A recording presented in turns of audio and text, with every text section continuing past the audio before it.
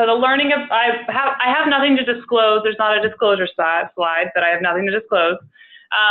The learning objectives that we'll talk about today, we're going to describe common misconceptions that can induce untreated pain in patients on chronic addiction treatment. And we're going to devise strategies for treating a patient's acute pain while they are on this maintenance addiction therapy. It is to note that we will not be going over the data regarding selection of different addiction medications today. As everyone in the audience is aware, the opiate epidemic is an increasing problem in today's society, and is something that we all have to work closely with to combat. It is reported that in 2016 and 2017, over 130 people died every day from opiate-related drug overdoses, and with 1/3 of those deaths being attributed to overdosing on commonly prescribed opiates. In these years, over 2.1 million people are reported to have an opiate use disorder. This issue is widespread and touches all of our lives. There's hope for patients who have developed an opiate use disorder. The general treatment options for patients with opiate use disorder, as far as pharmacologically goes, are opiate agonists, which include methadone and buprenorphine, and opiate antagonists, which include naltrexone and naloxone. Just to review methadone as a treatment option for opiate use disorder, methadone was developed in Germany to be used as an analgesic in World War II. When the heroin epidemic following World War II exploded, research was conducted for methadone as an addiction treatment to try and combat the increased use of heroin. Methadone binds to opiate receptors in the CNS, which causes the inhibition of ascending pathways, which alters the perception of and response to pain. This produces generalized CNS depression. Methadone has also been shown to have NMDA receptor antagonism. Methadone is a potent analgesic. However, when it is used for pain, it is typically dosed at lower doses of 5 to 10 milligrams, for example, every 8 hours. While it is being used for addiction management, it is typically administered once daily to take advantages of the properties that reduce cravings. Methadone has variable pharmacokinetics, which can vary greatly in person to person. The half-life of methadone is reported to be 4 doses, with a wide range of half-lives reported anywhere from 8 to 80 hours in adults. Methadone can cause QTC prolongation and can have an additive effect with other QTC prolonging agents, and this risk increases with higher doses in the IV formulation. The formulations available for oral addiction treatment include tablets and solution, and typically will be dispensed by a variety of different programs, which could be a topic of its own. Buprenorphine is a semisynthetic partial opiate agonist, which has a high affinity to the mu receptors. At lower doses, buprenorphine can be viewed as a full agonist and can be used for pain relief. Buprenorphine will slowly dissociate from the mu receptors, causing a long action of effect. When taken sublingually, it has addiction therapy effects can be 8 to 12 hours and can last up to 24 hours, and this is dose dependent. The side effects have a non-linear dose-response curve that plateaus to a ceiling effect for doses above the recommended total daily dose for chronic pain. If giving buprenorphine while there are still opiates on the receptor, immediate withdrawal can be precipitated. Due to the buprenorphine's high affinity but low intrinsic activity at the mu receptor, the partial antagonist displaces the agonist opiates from the mu receptors without activating the receptor to the equivalent degree, and this will result in a net decrease in an agonist effect, thus precipitating a withdrawal syndrome. Dosage forms include subdermal implants that can be given on the inner side of the arm and can be removed every 6 months. There are monthly extended release injections, or the more common, sublingual tablets or films. Buprenorphine can be alone or in addition to naloxone. It's interesting to note naloxone, one of our opiate antagonists, it has an extremely low bioavailability, and it's added to buprenorphine to decrease, it's added as an abuse deterrent to negate the effects of buprenorphine if attempted to be injected.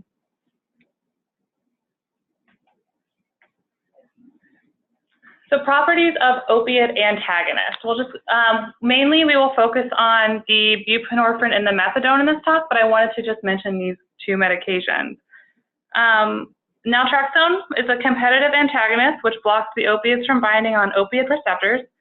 This will not provide analgesia, unlike what we saw in buprenorphine and methadone. The patient must be opiate-free for 7 days due to a high risk of withdrawal. Naltrexone will strip the receptors of opiates. The duration of opiate naltrexone is 1 to 3 days, with an IM dosing is given every 4 weeks. Naloxone is our emergency medication, which I'm sure we are all very aware of, and this displaces the opiates at the opiate receptor sites. When given this, it will instantly precipitate withdrawal due to the quick removal of opiates from the receptors. Unfortunately, with the increasing potency of illegal opiates, more than 1 dose of naloxone is sometimes required to reduce overdose. Some states, such as Massachusetts, have exhibited a dedication to decreasing overdose deaths and have made naloxone available for the public without a prescription at their local pharmacies. Moving on from the agents used themselves to talk about how undertreated pain occurs. Across many patient populations, pain is constantly reported as undertreated. There are many misconceptions that are associated with stigmatizing patients who are in maintenance therapies for their addiction, including their maintenance addiction treatments that will provide analgesia. Their opiates that are used for analgesia may result in addiction relapse, additive effects that cause respiratory depression, and the patient is just drug seeking. So today we will explore the questions that prescribers and your colleagues may ask you when you're suggesting treating a patient's acute pain while they are on either buprenorphine or methadone. One of the arguments is the maintenance therapy will provide adequate pain control. As we mentioned earlier, methadone and buprenorphine are both potent analgesics.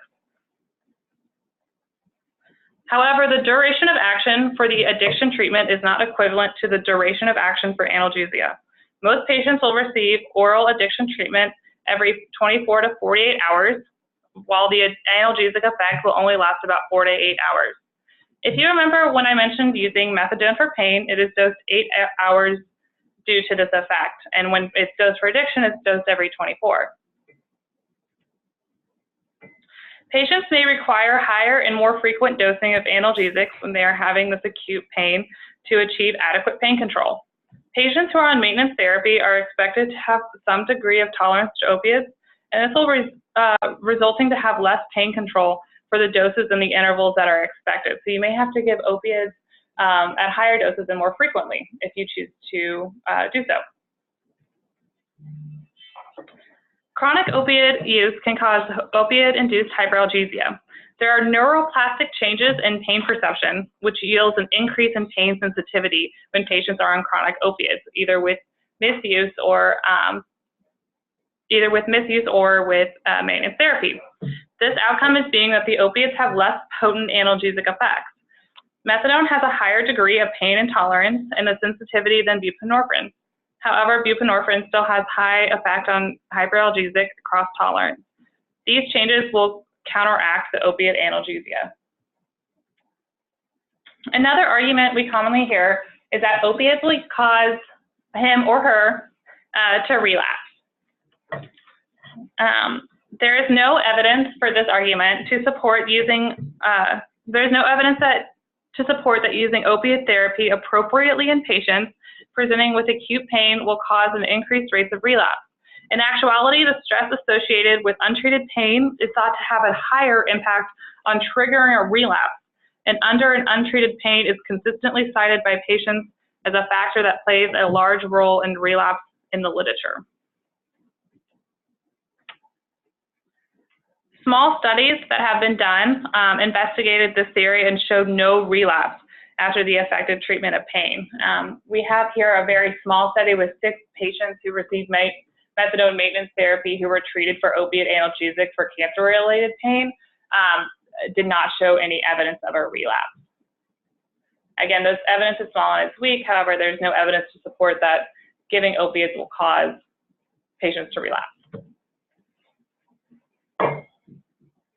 Something that you may come across, the additive is the argument that the additive effects of opiate analgesics and maintenance therapy will cause respiratory depression. However, again, there is no evidence to support the argument that adding addiction opiates to short or long-acting opiates to treat acute pain will cause respiratory depression if added thoughtfully and carefully. Buprenorphine has a ceiling effect associated with the adverse effect of respiratory depression. Across the class, tolerance to respiratory and CNS depressant effects occurs rapidly and reliably. This concern by providers is not substantiated in clinical or empirical evidence. I think the most common argument against patients who have had a opioid use disorder who present to you with an acute pain syndrome is this patient is just manipulating you and drug seeking. This graphic is used to educate patients on methadone on recognizing addiction in regards to methadone therapy. Unfortunately, the behaviors described here, taking more than the prescribed doses in particular, will exhibit in patients who have untreated pain, which is why it is imperative to mindfully and carefully treat these patients, not leave them untreated. As trained professionals, it is imperative that we sharpen our skills in recognizing addiction versus acute pain in a variety of ways, which we'll talk about further in the presentation. So again, the assessing pain is extremely difficult. There are strategies for verifying that acute pain, is not just a manipulation to receive opiates. For example, the specificity of the patient's pain, the physical signs such as a visible source of pain, increased respiratory rate, increased precipitation, etc. These tools are used consistently and is upon the provider's discretion about the perceived degree of pain that the patient is in. Reports of acute pain have been found to be less likely to be manipulative than reports of chronic pain or vague pain that is difficult to describe. Prior addicts that are perceived to be demanding due to well-founded anxiety around distrust, fears that their patient will be untreated, or their maintenance therapy will be altered or discontinued. It is important to establish excellent communication with patients to relieve their anxiety surrounding their health care. If patients are on opiate maintenance therapy, they will typically receive treatment doses that block most of the euphoric effects of co-administered opiates as well. Moving on for the arguments against treating a patient's acute pain with opiates while they are on chronic maintenance therapy for opioid use disorder, and we're going to talk more about the specific recommendations.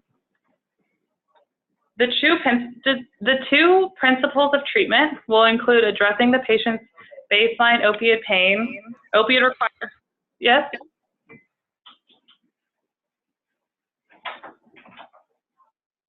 The two principles of treatment will include addressing the patient's baseline opioid requirements, and they are continuing to treat for their addiction to address aggressive pain management on top of those requirements. It is important to maximize adjunctive analgesic agents for maximum benefit. The first step in assessing the patient's current addiction treatment is to verify the patient's maintenance therapy with the patient's provider or program, as well as confirming the last date and time of maintenance therapy doses. Continuing the usual maintenance doses recommended to avoid withdrawal and worsening pain symptoms associated with withdrawal. However, we'll talk about specific recommendations for different agents in a few minutes. It is important to notify the patient's provider or program about the patient's acute pain syndrome and the treatment provided, as well as the last time and amount of maintenance medication that is used upon discharge. Informing the provider of the treatments the patient received and staying in excellent communication with them is imperative and will avoid a patient testing positive for an unverified medication on their urine drug screen. Some more common principles include optimizing non-opiate analgesic opiates or non-opiate analgesics, and avoid using mixed opiate agonists and antagonists such as nalbuphine and buprenorphine, because they may produce an acute withdrawal syndrome by displacing the maintenance opiate from the mu receptors and precipitating an acute opioid withdrawal in these patients. Some special considerations, there's some evidence using a PCA in this patient population. There's a very small body of evidence surrounding its success. So successful medications that have been looked at in the literature will include sufentanil, hydromorphone, and a few others.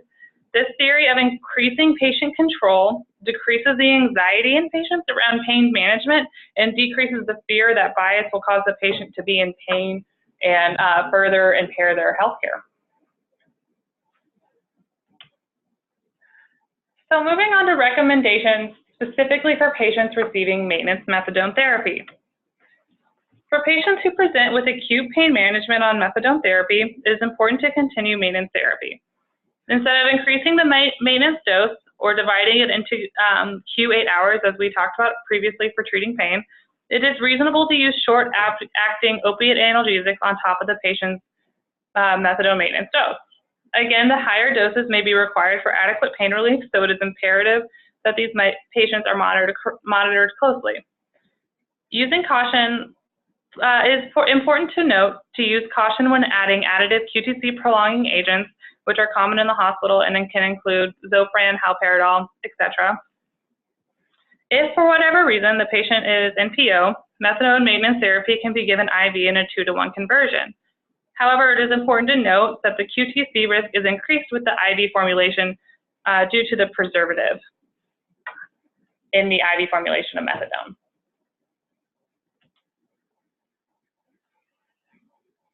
We're moving on to the recommendations for patients receiving maintenance buprenorphine therapy. The high affinity risk displacement of full opiate agonist analgesics when buprenorphine is administered concurrently or sequentially.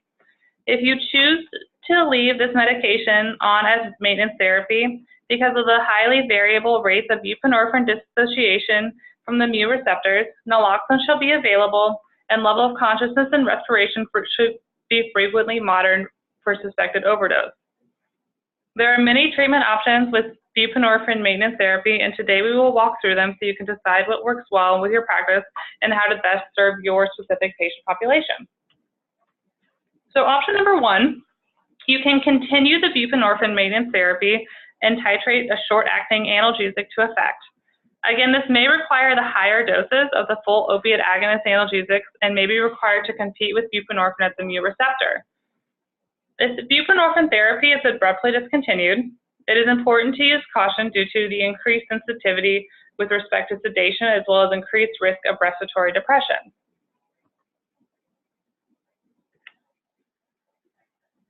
The second option is to divide the daily dose of buprenorphine and administer it in every 6 to 8 hours to take full advantage of the short-lived but powerful analgesic effect while maintaining the patient's baseline addiction therapy needs. In this case, again, it is reasonable to use short-acting opiate agonist therapy for appropriate analgesia. Option 3 is to discontinue the buprenorphine therapy altogether. Now, this may seem like the less complicated option. However, this option takes the most time, effort, and will potentially cause the patient the most discomfort. When discontinuing the therapy, schedule the full opiate agonist and monitor the patient carefully to avoid overdose or withdrawal. Remember, the disassociation of buprenorphine is variable and will interfere with your pain management. When you're putting a patient back on their maintenance buprenorphine therapy after being treated for acute pain, discontinue the full opiate agonist analgesic and resume maintenance therapy with buprenorphine.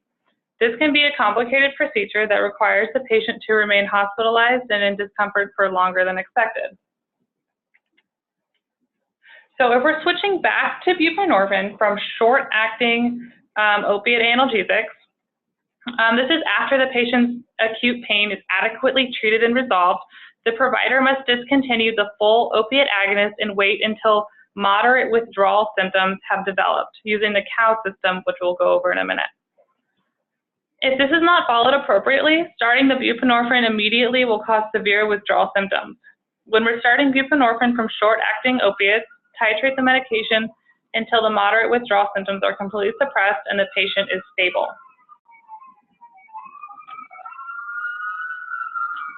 When switching back from any long-acting opiates to buprenorphine, Patients may feel discomfort for several days and dysphoria for up to 2 weeks.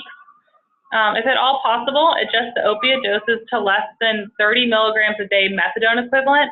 And note that 30 milligrams a day methadone equivalent, not morphine equivalent. You're reading that correctly. Over 30 milligrams of methadone equivalent a day are considered a high dose transfer, and they're possible, but they're difficult, and it will put the patient at high risk due to the variable pharmacokinetics between the two medications, methadone and buprenorphine. Over 60 milligrams a day methadone equivalent dose should not be transitioned to buprenorphine and generally are not recommended. At least 24 hours should elapse after the last long-acting opiate dose. And again, it's important to administer buprenorphine when moderate signs of COWS withdrawal are evident. So I keep talking about this COWS score. This is a validated score to investigate if a patient is in withdrawal. So if you see here, we have to get 13 to 24 in this induction protocol to switch patients back to buprenorphine. So they have to have resting pulse rate that are a high resting pulse rate. They have to be sweating, restlessness, dilated pupil size. They may be a little bit achy with the runny nose or tearing. None of these symptoms of moderate withdrawal sound too pleasant, especially for patients who have just gone through something causing them acute pain. Our last option is for patients on buprenorphine treatment to convert the buprenorphine to methadone at 30 to 48 milligrams per day to prevent withdrawal. If withdrawal persists, the daily methadone should be increased very slowly at 5 to 10 milligram increments, remembering that it typically takes 4 doses to reach steady state and has a long half-life. Titrate other opiates, such as short-acting opiates, to analgesic effect. When the patient's pain resolves, it is important to discontinue the therapy with full opiate agonists and methadone in the method described previously and resume maintenance therapy using an induction protocol. Some final recommendations for patients receiving naltrexone therapy. So in patients who are having a planned surgery, it is important to discontinue the oral naltrexone 48 to 72 hours beforehand. I mentioned that naltrexone has a long-acting 1-month formulation. It is important to discontinue that 1 month beforehand. And you can switch to the oral and then discontinue the oral before the planned surgery.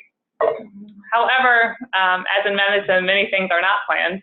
In an emergency, effective analgesia will depend on using non-opiates because the opiates used will not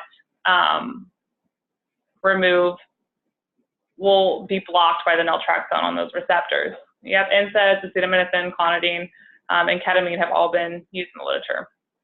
You can reverse the blockade if necessary by using regional anesthesia. In conclusion, common myths associated with treating pain in patients receiving chronic pain addiction include maintenance addiction therapy provides analgesia. Opiates used for analgesia may result in addiction relapse. Additive effects may cause respiratory depression. Drug-seeking behavior versus acute pain. Some take-home points include maintenance methadone therapy should generally be continued. Buprenorphine can be continued, split into scheduled doses, tapered off, or converted to methadone. However, tapering off and converting to methadone requires the patient to be in moderate withdrawal. Naltrexone should be stopped at 48 to 72 hours in a planned procedure, and naltrexone should be stopped immediately upon an acute pain crisis, and rely on non-opiate therapy in those patients. I have 35 minutes to take questions. Thank you. I'll take questions now, but thank you so much for tuning in. And I look forward to hearing from you. Oh, and email me if there's anything that I can help you with.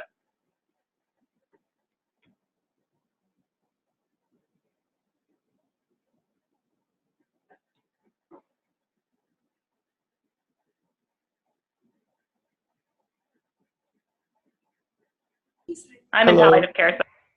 So yes, hi. Hi, how are you? This is Thomas Webb. Can you hear me? Yes, can you Hey. hear me? Yes, yes. Just going to ask in the prepare. Thank you for the presentation and preparing your slides and your points. Did you come across anything that commented with any kind of specificity on using non-opioid agents like NSAIDs, gabapentin in this population? Whether or not their SUD is in remission or not. Just wondering if anything kind of stood out when preparing. Yeah, that's a great question. So the non-opiate analgesics, correct me if I'm wrong, I'm just going to repeat back the question for my own understanding, is how to maximize the non-opiate analgesics for patients who are either on these maintenance therapies or their addiction isn't completely in remission. Is that correct? Right, just anything, because I know there's Yeah. been just kind of general anecdotal, low-level evidence recommendations in the past to maximize use of those agents when possible. But just wondering if you came across anything more specific than that. I haven't come across anything more specific than that. That's a great question. I think that as with any patient population, all non-opiate analgesics should be maximized to their fullest potential, which can include, the gabapentin, NSAIDs, acetaminophen. But I don't know. I'm not sure of the evidence anything further than that. I didn't stumble across anything.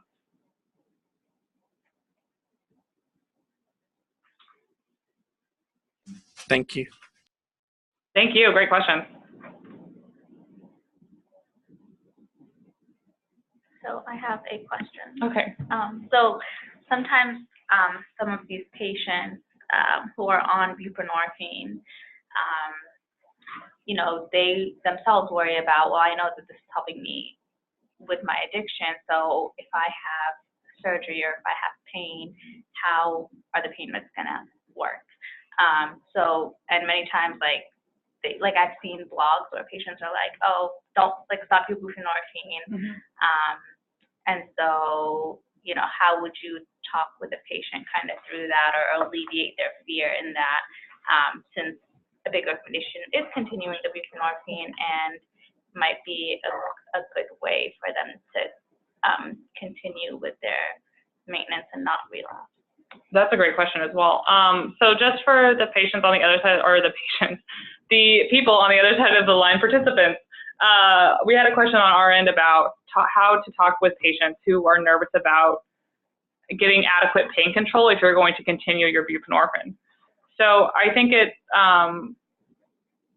the patients with either past or active addiction who are on these medications are such a vulnerable patient population psychologically, and especially with how difficult it is to overcome addiction. I can't imagine going back into a situation where you're scared that things outside of your control may cause you to relapse. And I think that what I found works well for me is just let the patients know that I am on their side, and I can't imagine what they've gone through, but I understand their concerns, and I'll work with them continually. By kind of explaining some of the points that you mentioned, that when you give short-acting opioids, they can overcome some of that buprenorphine blockade. Right. And absolutely. And then just listening to the patients when they tell me that they're in pain, so they have less anxiety and hopefully relieve some of that pain. Yeah. And I think some of the other side of that comes from educating the team, because sometimes when the team sees that a patient has addiction, kind of like the myths you talked about, they might just assume that the patient is drug seeking when they say, I'm in pain, I need a higher dose, when that's not the case, because they just need, their body requires a higher dose. So kind of advocating for the patient. Right.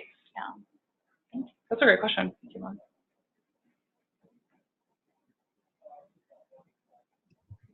Mara, how often are you all actually continuing buprenorphine without the naloxone for acute on chronic or acute pain management during active substance use disorder? So I think that's a great question. I have limited experience, not to take away from the expertise that I've read in the literature.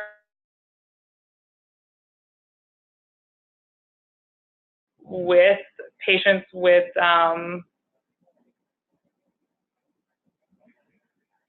patients with acute syndromes on buprenorphine. I think what I've seen so far is the switch from buprenorphine to methadone is more common, especially since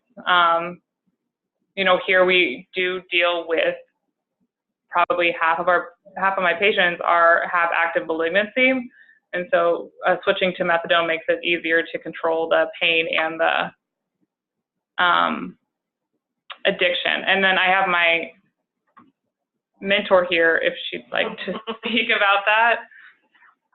I can just add that Mara is right. We don't have a lot of experience with continuing patients on their buprenorphine, whether it's just buprenorphine or the buprenorphine naloxone combination. I think most providers are very nervous about kind of doing that dose finding to find the dose that will provide analgesia over and above what the buprenorphine is doing at the mu-opioid receptor. I think there's a greater comfort, especially since the pain syndromes that we're treating, I think we most often see this when someone either has a new diagnosis or they have a recurrence diagnosed, and we're anticipating treatment, but we're also anticipating, even though this is an acute onset, it might not be something that we can just do a surgical procedure and get them back to their usual dosing. So I think to Mara's point, we do have more experience with the methods where we're converting patients off Suboxone, or whatever buprenorphine therapy, not keeping them on it. Just to build on that, thank you so much, Bridget. Just to build on that, the main takeaway with either converting buprenorphine to methadone or using dose finding to use short-acting opiate analgesics to treat their pain, I think it's important to just be done mindfully and know what all of your options are. I had a consult with this week where the person talking to me about this patient was just like, okay, well, we're just going to stop their buprenorphine therapy and then we'll like restart it maybe tomorrow or the next day. And so that's just a piece of, it's just an education saying this, oh, this patient will go into withdrawal. You may not be able to get the full benefit of your opiate analgesic that you're using now anyway. You should be giving them more than 1 milligram of morphine probably to begin with. But I think as long as it's done mindfully, I'm not sure, and the evidence is not sure that the literature is not sure if there's a wrong answer. I know that was vague and went around, but I hope that tried to answer your question. Yes, thank you so much. Thank you, great question. It looks like we have some comments on the chat box too, if you can check those out. Oh, I'm so sorry. Okay, yeah, hold on. This is, okay. Yeah, there you go. Here? Oh, yeah. Click try. Oh my gosh, okay.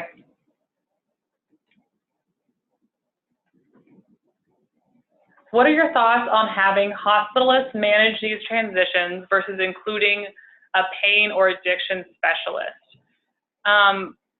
With my experience, as well as with my experience with kind of everything with managing patients' pain, I feel like the more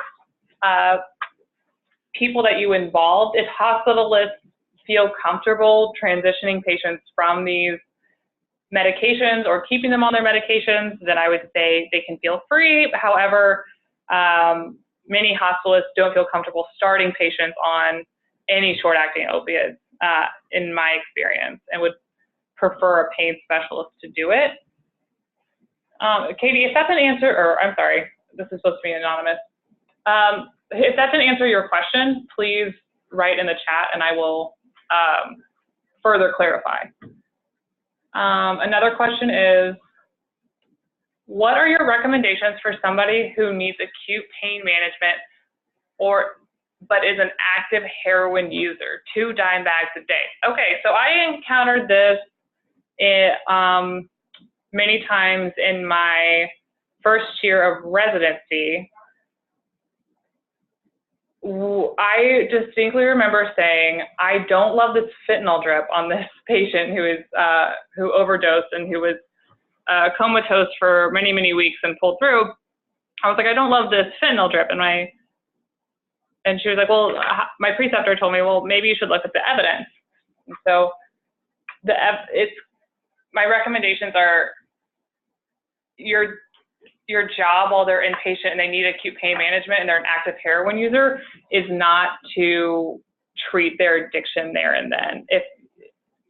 If you could have a step while they're inpatient towards a breakthrough, I think that's great. However, my personal recommendation is to use the dose findings and to use short-acting opiates to treat their acute pain. I don't know if that's different than what you guys experience. Okay, let me know if that didn't answer your question. I'm going to say that after every question, but I might stop after a few. But if no questions get answered, please let me know. So what about patients who are on Butrans? I had this too. Great, these are great questions. Okay, so what is a way to address these patients with acute pain? So for those of you who don't know, the buprenorphine patch Butrans is typically used for chronic pain and not so much addiction, if that's correct from what okay, yeah, I'm getting some nods. So it's for the chronic pain. So a 5 microgram per day Butrans patch has a morphine milliequivalent of 30 milligrams. However, this is,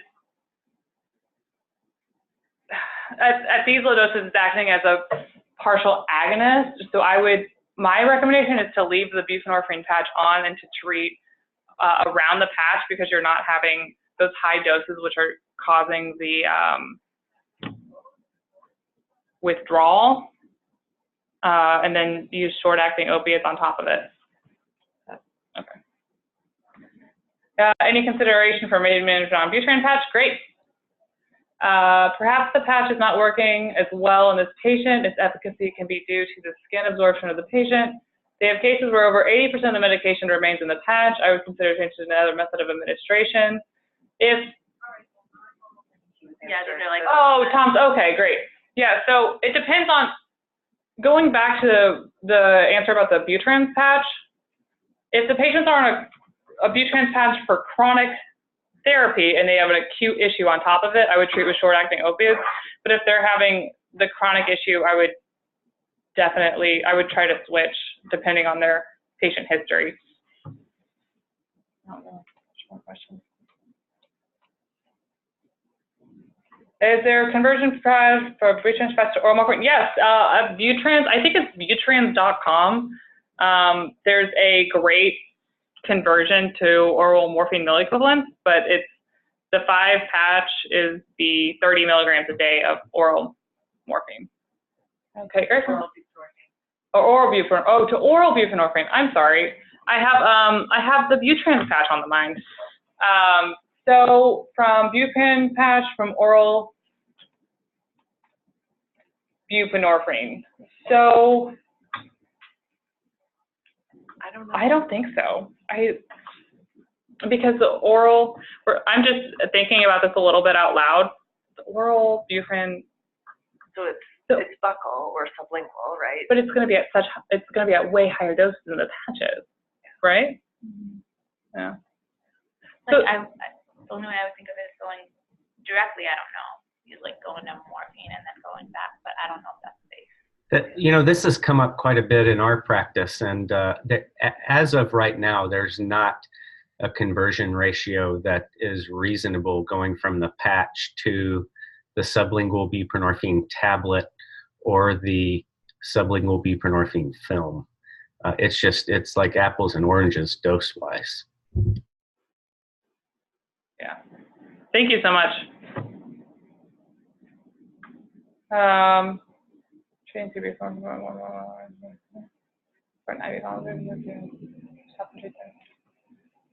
just reading through some of the comments in the chat. I had a great comment. In the in my practice, we have evolved into treating through the buprenorphine more and more in patients with acute pain and just short-term need for opiates.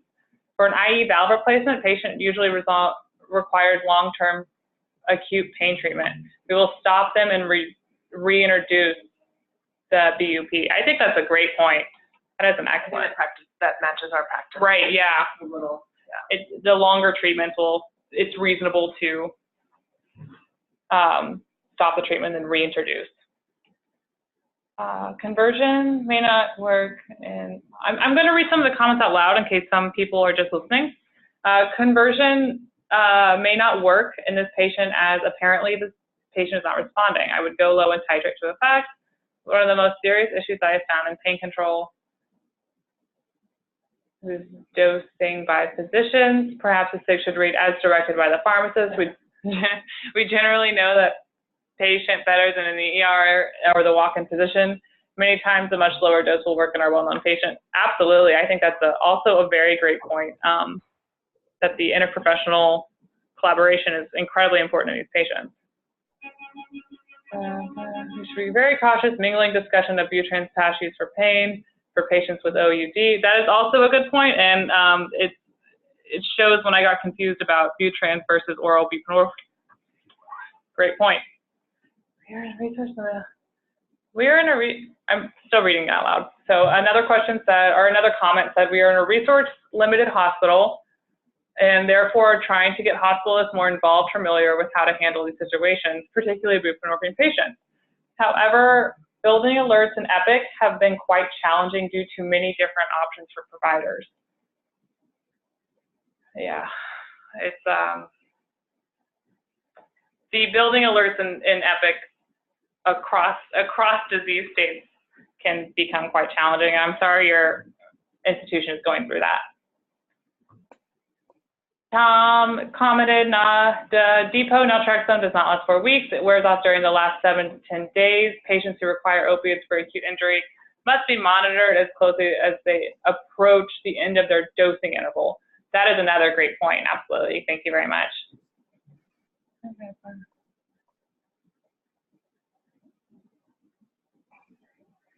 So I had a question. You mentioned that your preferred method of managing patients on chronic buprenorphine is to convert them to methadone.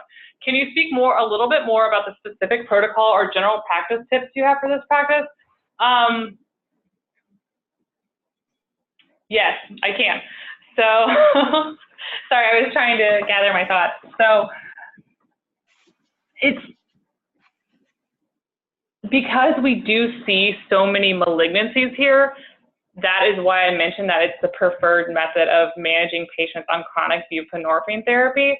I think it really does depend on the patient situation, and as long as it's done thoughtfully and carefully, I think no answer is wrong. Chronic buprenorphine and converting them to methadone is, I think, what our institution does, or our practice does in patients with kind of chronic malignancies on buprenorphine therapy, just because they will be on the opiates for the foreseeable amount of their cancer treatment. And so to answer the second part of the question, the specific protocol or general practice tips you have for this practice, there's many induction protocols online. I know this is not a good practice tip, but if you're trying to build your practice and trying to come up with an induction protocol of your own for your own institution, there's great resources for the exact steps on how to do this online. And we've adopted one of them here. I agree with the need for increased caution at the end of the naltrexone dosing interval. Yes, I also agree.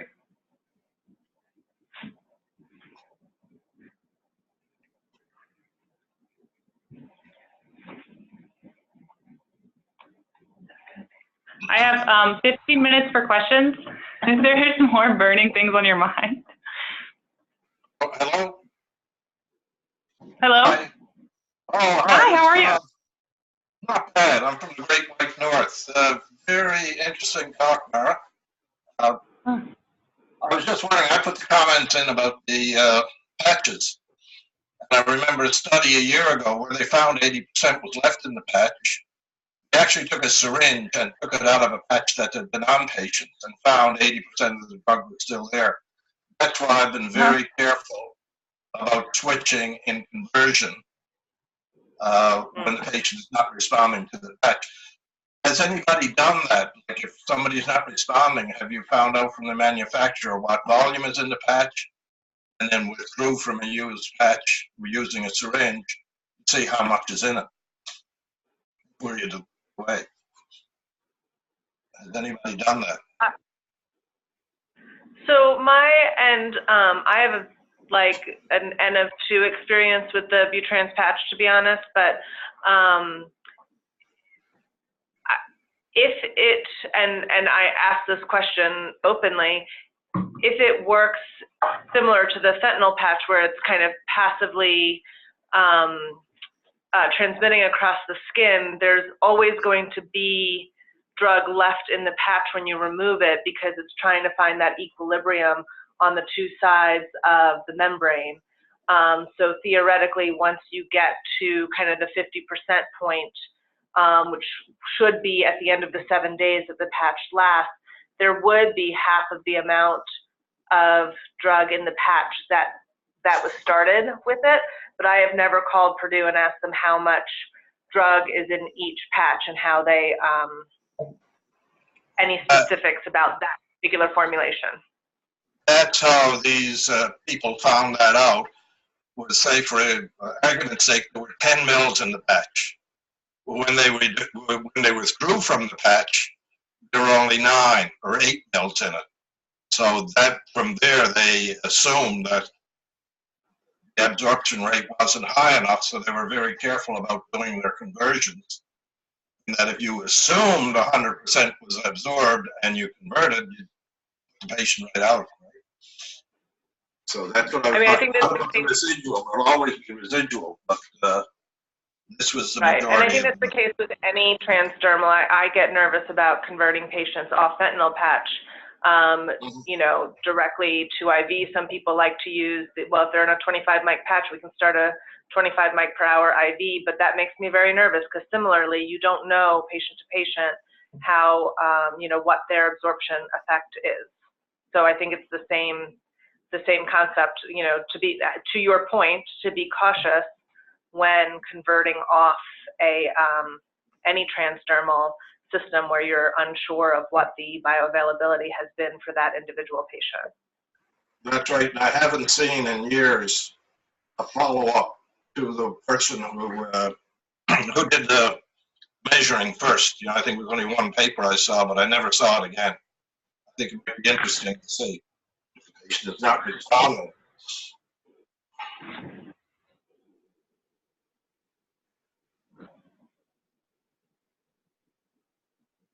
That is such an interesting concept, and it kind of blew my mind a little bit. Thank you so much for that insight. Yeah, okay.